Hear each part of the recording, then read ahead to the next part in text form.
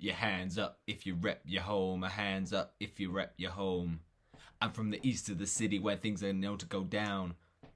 Life, days when we were gone. Hearts that so full, then back to mine. Dun, almost every time, yeah. And the sweet, sweet gold foam. Golden undertones, always good to be home. Dun, always good to be home. Bam, bam, bam. Boom, ba-da-dum, ba-dum, bam, bam, bam. Ba-da-dum, dun. Hello, and today we are doing championship predictions for match day number 43 of the 2020-21 season. That was the song of the midweek. It's called Good to Be Home by Barney Artist featuring Tom Mish, then Loyal Kana and Rebel Clef. What a tune. It's in the description. So give it a whirl. And the theme of the week this time around, it's a difficult one, but I'm thinking a bit of bird watching. Can you spot them? And that is because, of course, Watford play the Canaries this Tuesday. It's an early kickoff, 6 o'clock. Do not get caught out. On Sky Sports, make sure you watch it. But what is the colour of the week this time? I'm feeling a little bit of orange. So let's get into my predictions. But before we do anything, let me just tell you. 5 shots. 5 shots. None on target. Do you think that is good enough? No, it is not. It is simply not against our but our big rivals, a team we should be expected to beat, and we'd go and do that. Absolutely awful performance. But the key thing is we need to correct those mistakes in this Norwich game and try and get the win. Got to do what we can. 4 games left. 2 wins, 2 draws is what we need. Let's try to kind of make it safe, make it mathematically confirmed. And then if we can win those games against Norwich and Millwall, we might not have to worry too much about the high stake versus Brentford and Swansea games. So let's see. I mean, it's wishful thinking, but at the end of the day, I'm hoping that it happens and I'm hoping it goes our way. But ultimately, it is scary because Watford's fate right now seems like it's in the hands of the following managers. Xisco Munoz, for obvious reasons, the manager. Daniel Farke, because if he plays a strong side tonight, it could really hurt Watford. Thomas Frank, the manager of Brentford. Gary Rowett and Steve Cooper. So, it's scary stuff really at this point. And before we get into our predictions, we're going to talk about Championship Fantasy Football. Recently, I've been forgetting to talk about it, but we will do it this time. So, let's get straight into it then, shall we? Basically, last week I had a bit of a mare, I'll admit. Not ideal stuff at all at this point in time, so we won't talk about it, but no, we should talk about it. Basically, I scored pretty much half of the week I scored previous. So, not this week, but the week before that, I did a really good transfer in. I brought in Dan Juma, and he got 24 points that week. 122 points, because I had loads of players that were playing 2 games. Wonderful stuff. And then we captained Sarr against Reading, 32 points, thank you very much. But then this week came along, and it was just like slap in the face, really, because it was just awful. Only scored 60 points, and we did the big chip of Jeepers Keepers, and that's basically where if you're a goalkeeper in your fantasy team, if they get a clean sheet, the points get doubled, and you get both goalkeepers' points, even if they're on the bench. And basically, just my luck happens. Watford don't keep a clean sheet. Swansea don't keep a clean sheet. And it all goes pear-shaped. We finished on 60. We pretty much halved the previous week. And it was a -4 hit. So it wasn't ideal. And the only consistent player from my team that did well last week was Dan Juma against Norwich. What an absolute screamer. And by the way, talking of Norwich, they couldn't care less about that game. They really did, just not turn up. And fair enough, because they were promoted and they did it all without a kick, without a single kick of the ball. And it's impressive. It really is, Norwich. Fair play. You've deserved to get promoted. And it was after Brentford and Swansea failed to win their games in the afternoon. So that is Norwich City promoted.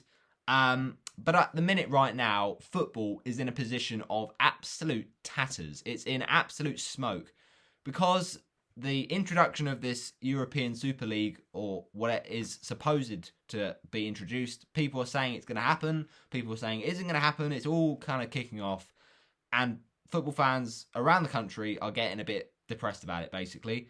But if you're still a fan of a team not looking for that money, and I stress that teams like Arsenal, teams like Chelsea, their fans aren't looking for the money. It's the owners of those clubs that have kind of said, okay, we've got the money, now we're going to go even further, we're going to completely take advantage and join this Super League when it's just not necessary, and it completely undermines and leaves the other teams behind. So yeah, it's a nightmare if it happens. We'll see how it develops, but ultimately it is going to be interesting to see how the Championship ends, because that's at least one thing we know. We have got proper football, the Championship, all guns blazing, and it's just lovely competitive football, and let's hope it stays that way in terms of how the game goes in the next few decades. But let's get into our Championship fantasy team for this week before we do anything else. And I've got to say, I think it's looking pretty nice. So last week, I mentioned how we brought in Danjuma the week before, but last week I think we just made the one transfer. I can't remember, to be honest, but we brought in, I think, was it Djukovic, or maybe it was Cyrus Christie. I really don't know. The point is, we've made some changes, and they didn't really do much, really. Cyrus Christie against whoever he was playing. I think it was, I'm trying to think now who actually played. Oh yeah, it was Bournemouth. No, sorry, it was Huddersfield. And Nottingham Forest didn't win that game. Huddersfield actually got the goals, so it was a bit of a nightmare, really. So yeah, this week hopefully will be better. We haven't made any hits though this week because it makes sense. Just the one transfer we've made. I'm pretty sure it's Ostergaard. So Ostergaard has come in, the Coventry defender who's got attacking threat, and ultimately he's just a bench player this week because he plays Stoke. But yeah, we're going to go with that basically.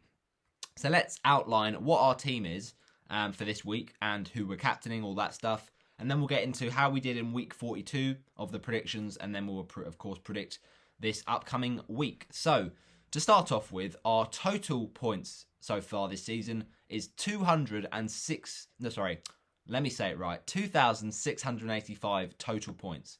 And in terms of overall rank, so they're currently about 50,000 people playing this Gaffer.io Championship Fantasy.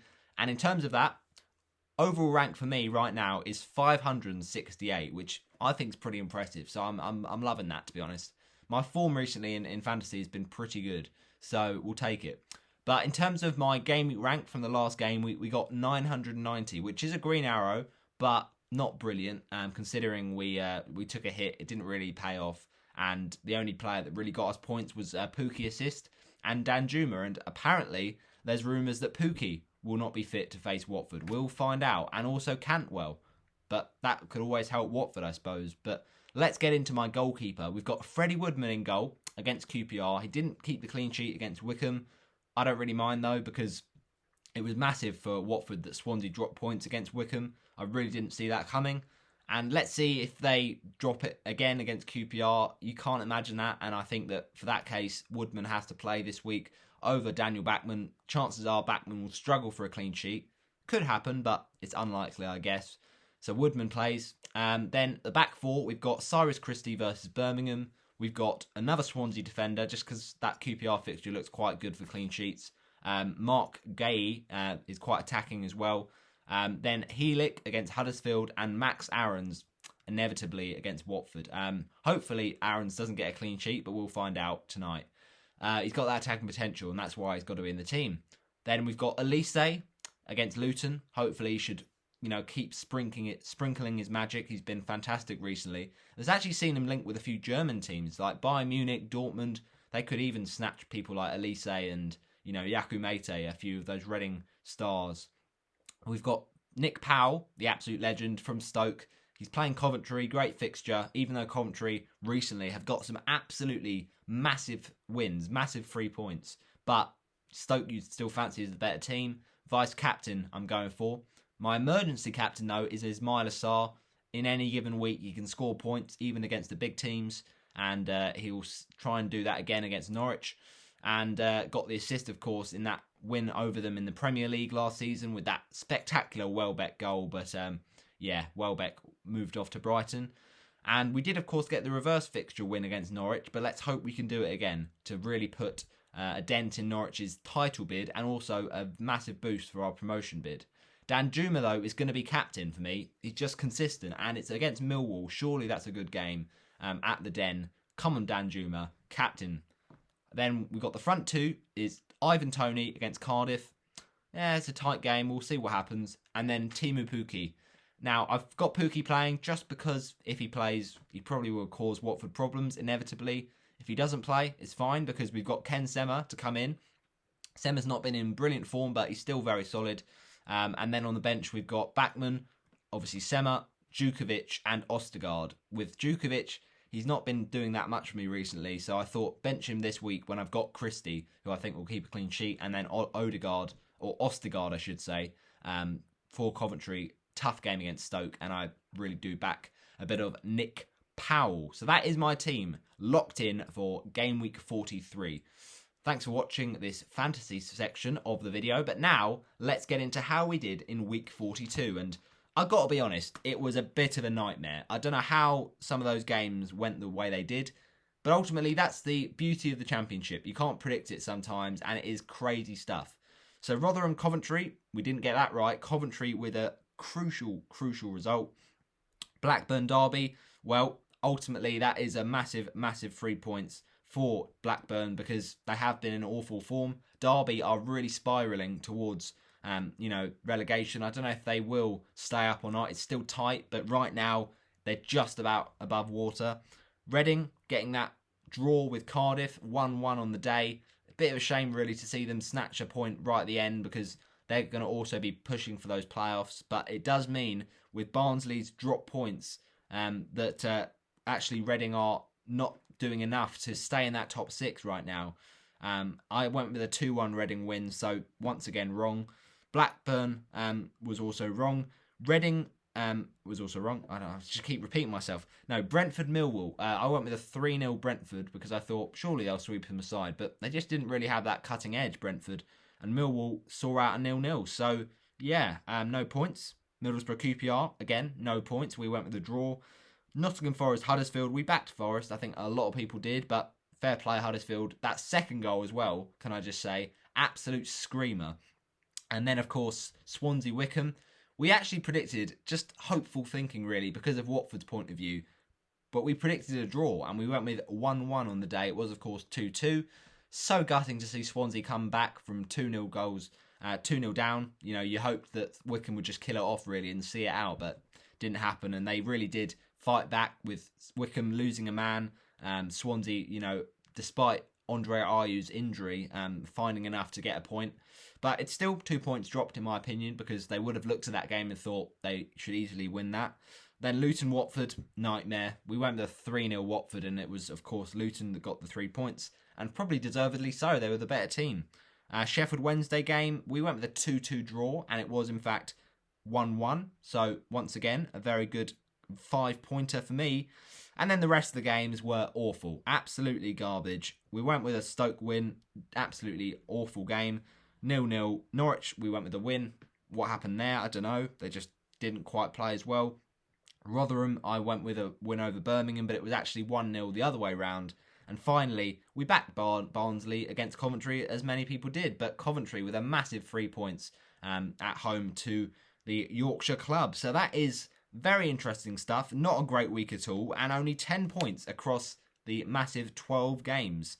And I say that because obviously Rotherham Coventry was included in that, part of the rescheduled round of games. And before that, we had the Huddersfield Bournemouth game and the Rotherham QPR and the Sheffield Swansea game.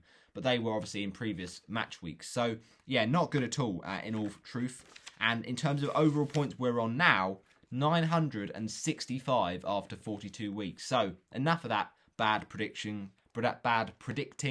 Let's get into this week and let's get into this round of games. So, without further ado, we're going to go ahead and predict them. Let's just get up my scoreline predictions, just so we can make sure we've got them right where we need them.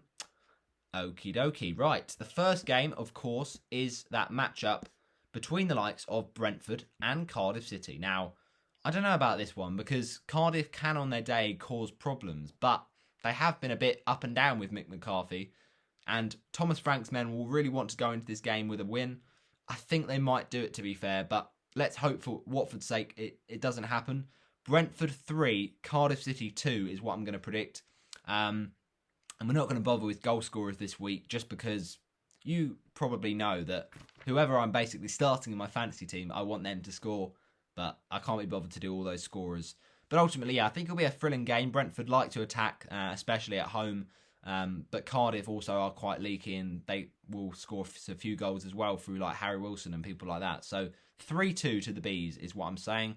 Then it's Norwich v Watford, and this is a massive game, obviously, at Carrow Road, and ultimately, in the reverse fixture, we dominated it. We deserve to get the 1-0 win, but off the back of that Luton game, it'll be difficult. We need to get the confidence back. The performance wasn't there, and Norwich obviously did lose as well. So you got to say it's going to be a toughest test of the season.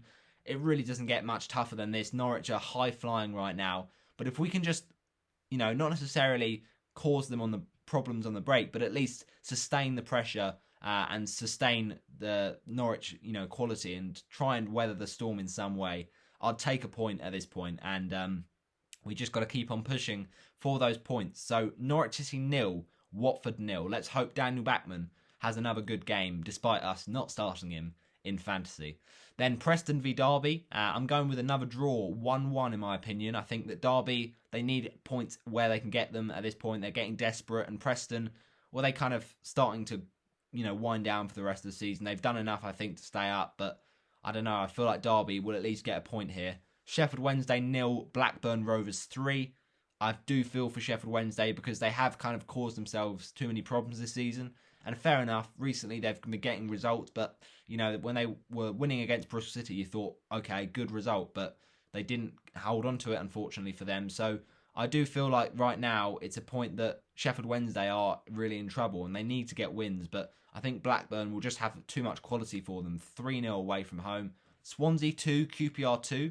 Another hopeful prediction, but we've got to hope Swansea drop points and hopefully Charlie Austin does us a favour, like he did against Bournemouth, I do believe, or one of those other teams fighting for the playoffs that QPR beat them, and it really was a great week. So let's see if history repeats itself. But at home, Swansea are quite poor, so I think they will drop points once again.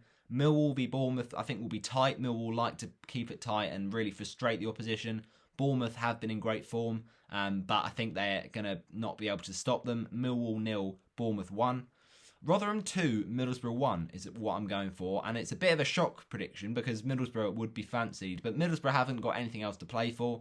They're not going to get playoffs, and Rotherham have got everything to play for them to stay up. So I feel like they'll have that motivation to get the 3 points and win it 2-1 at home. Stoke v Coventry, another big game for Coventry. They really have got that momentum now from those important wins, but it's not done yet. They could still slip back in. I think Stoke will be a tough test for them. So 2-1 to Stoke. Wickham 1, Bristol City 0. I mentioned how Bristol City really should have got more than a point against Sheffield Wednesday, but I just feel right now they're really low on confidence. Despite Nigel Pearson's attempts to motivate them, and at times they have been better, and I think at home they've played better than away from home. Wickham can take advantage of that. 1-0 to Wickham, who really need the 3 points. And then Birmingham Forest will be another tight one. I think both these sides probably have done enough just about to stay up, but they also are struggling for goals. So 1-1 in my opinion. Huddersfield Barnsley, this will be an interesting one. Obviously, this is another Yorkshire derby, so it could be heated, it could be fiery, it could be very high tempo, exciting. Let's hope for that at least at the John Smith Stadium. But I'm backing Barnsley because they simply have to bounce back from that Coventry loss. They need those playoffs and they need to be beating teams like that to do that. So Huddersfield 1, Barnsley 4. And finally, we've got Luton v Reading. I'd back Reading because Reading are just looking like a really good team this season. And I think that, Luton, fair enough with their win over Watford, but they didn't play amazingly. It was just Watford really, really were poor. So I'm going for Luton Town 0, Reading 2. And that wraps up my predictions for match day 43 of the EFL Championship. Hope you have enjoyed. Smash a like on the video and comment your score predictions down below. And obviously, I would do minutes for the Watford game, but there's no goals to do minutes for. So, yeah, let's just pray for something positive out of that game at Carrow Road, and let's see which way it swings. But that is my predictions done. Smash a like on it, and I shall see you in the next video. Bye-bye.